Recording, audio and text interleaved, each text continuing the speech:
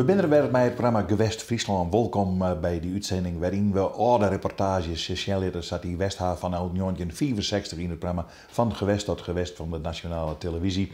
En waarin Johan van der Zee de meeste reportages maken had, als zullen we in deze uitzending ik in Dwaan. Doet hij weer nog net in het eerst van de nationale omroepen bij Van Gewest tot Gewest. Maar dat zullen we direct wel even. Want we beginnen in 1999, Johan. Je wist ook trouwens alle data, no? Nee. Dit gaat over Nonna Ottema. Ja, dat gaat over verzamelaars. Ja, waar is Nonna Ottema? Dat is de man die Oekaristelijk soort dingen bij elkaar gebracht had op kunstgebied.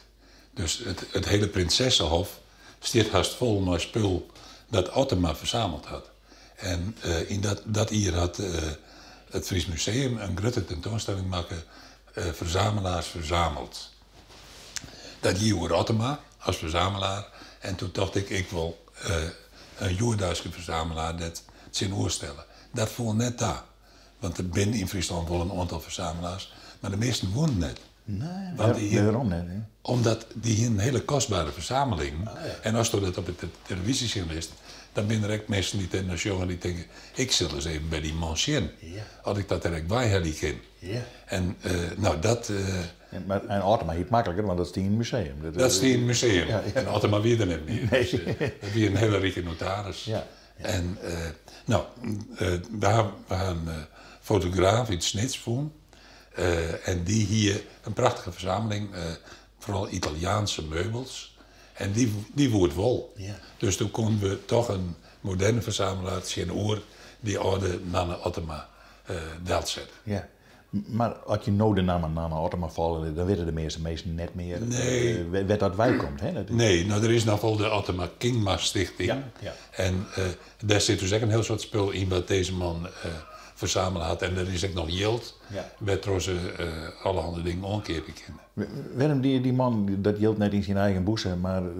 Dat weer een grote keusleefhebber. Ja, hè? Ja, Ja, maar ik vanwege... de rest van de bevolking moet dat ik geen kennen. dat denk ik. Ja. Ja. En een hele bijzondere man.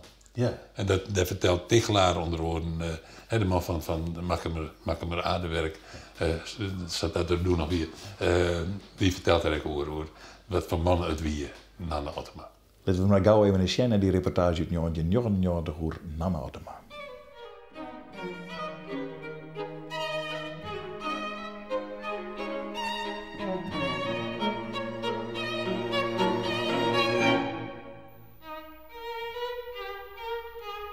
We hebben eigenlijk nooit zo het idee, als we verzamelen, dat we weten waar iets komt te hangen.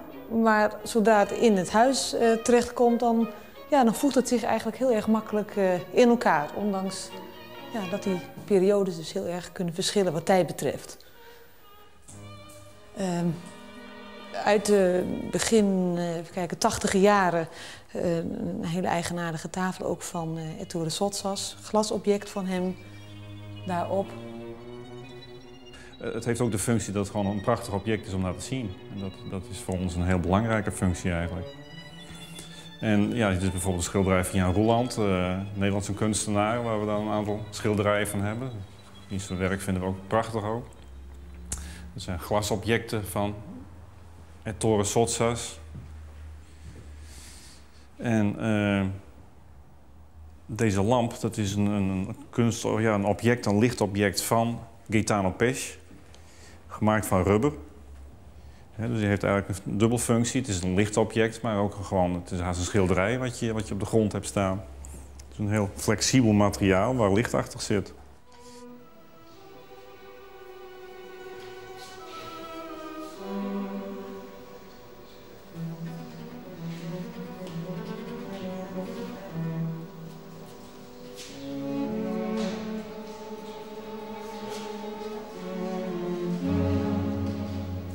Het vaasje van Ottema heeft een soort bijna mythische betekenis gekregen. Want op het laatst van zijn leven wilde hij zichzelf eigenlijk steeds meer voordoen als porseleinverzamelaar. Omdat het porselein eigenlijk steeds de hoofdzaak was geweest. En hij wilde doen voorkomen alsof hij altijd al porselein had verzameld. Nanne Ottema, een kleurrijk verzamelaar. Dat is de titel van de tentoonstellingen die nu in het Prinsessenhof en het Fries Museum in Leeuwarden tijdelijk te zien zijn. Maar de Leeuwarden notaris, die in 1955 overleed, drukt ook zijn stempel op de vaste collecties van beide musea. Zeker in het Prinsessenhof. Zo is alles wat in deze zaal wordt tentoongesteld door Ottema bijeengebracht.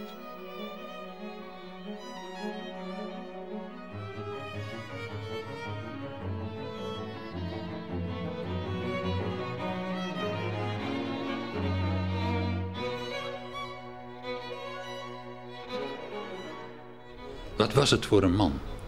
Een deftige man. Een notaris in Leeuwarden die zich zijn stand bewust was, maar gedreven werd door hobby's. Waarvan ik de indruk heb dat hij daar meer tijd en aandacht voor had dan voor zijn kantoor. Dat is natuurlijk altijd onaardig te zeggen. Maar hij had voor alles mensen, ook op het kantoor. En verder een gedreven verzamelaar, een gedreven weldoener ook. Die niet naliet om zijn passie bij tijd en wijle kenbaar te maken. Aardig wil ik nog niet direct zeggen. Deftig, mooie kamer, keurig ingericht, bibliotheek, eerbiedwaardig. Hoe zag hij eruit? Snor, hoed, jas eventueel en verder goed gekleed, driedelig zwart.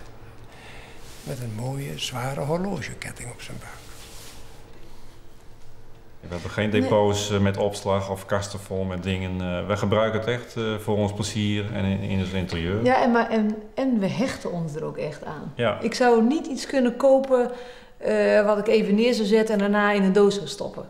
Een boekenkast, want dat is het dan. Allerlei informatie over de stukken die we dan hebben, proberen we ook te verzamelen. Het is een object, maar tegelijkertijd gewoon een bruikbaar object met lades. Met allerlei gekke stukken daarin. En daar past de nieuwste aankoop ook in? Ja, dit is dan de nieuwste aankoop. Een zeldzame stoel van weer die Gaetano Pesce. En als we dan zo'n trofee weer binnen hebben gehaald, dan zijn we helemaal gelukkig. Heel bijzonder stuk. Ja, ons laatste stuk.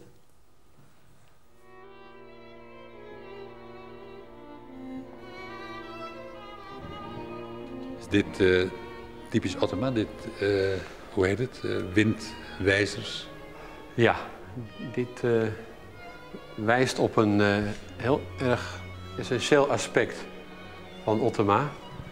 Want Ottema die, kon het niet nalaten om alles te verzamelen. Daar is dit natuurlijk een mooi voorbeeld van. Want de windwijzers is nou niet iets wat de doorsnee verzamelaar, of de echte verzamelaar eigenlijk verzamelt. Dit moet je interpreteren vanuit zijn heemschutgedachte. Dus vanuit het idee dat volkskunde en cultuurgoed dat beschermd moet worden en behouden moet worden.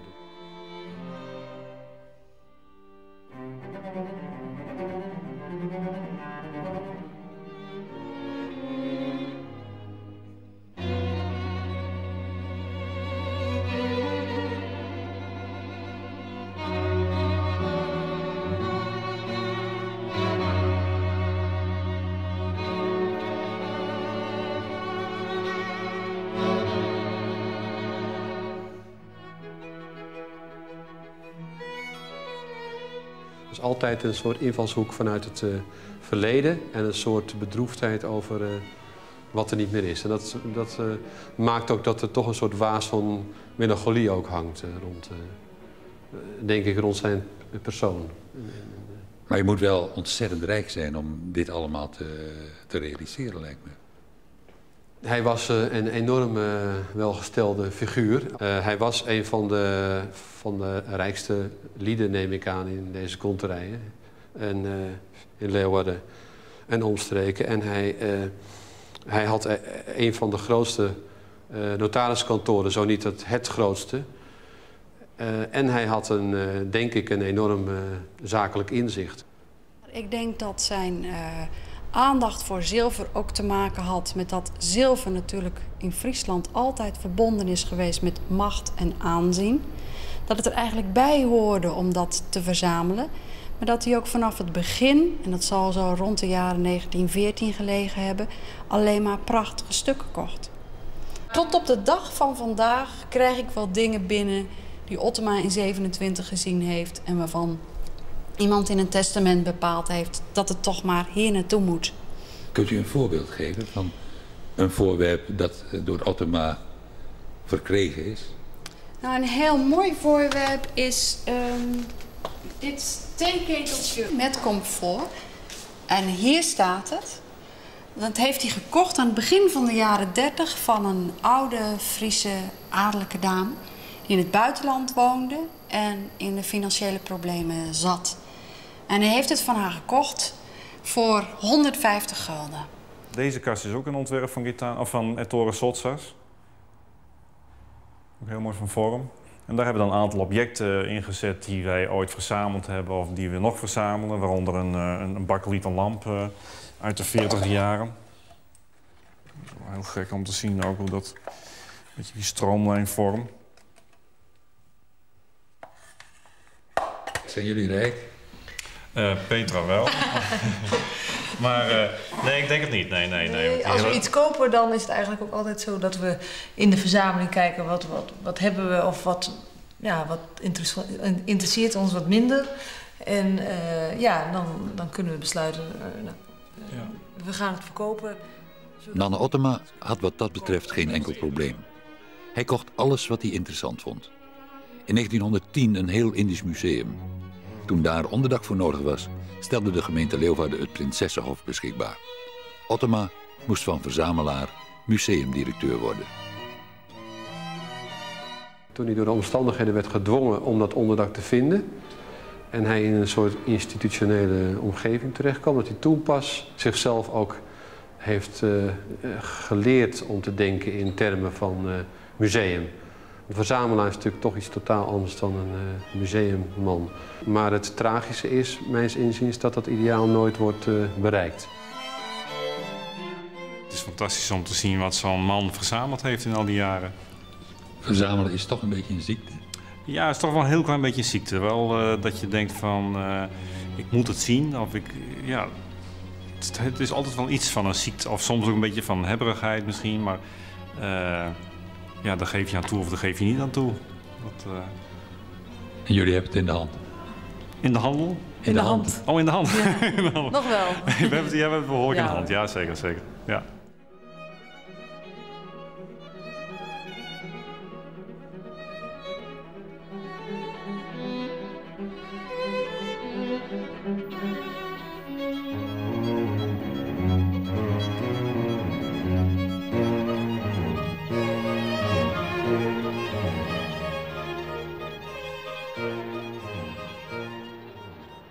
Ottema, we moesten hier eigenlijk in Friesland nog meer van zo'n soort mensen gaan of zo.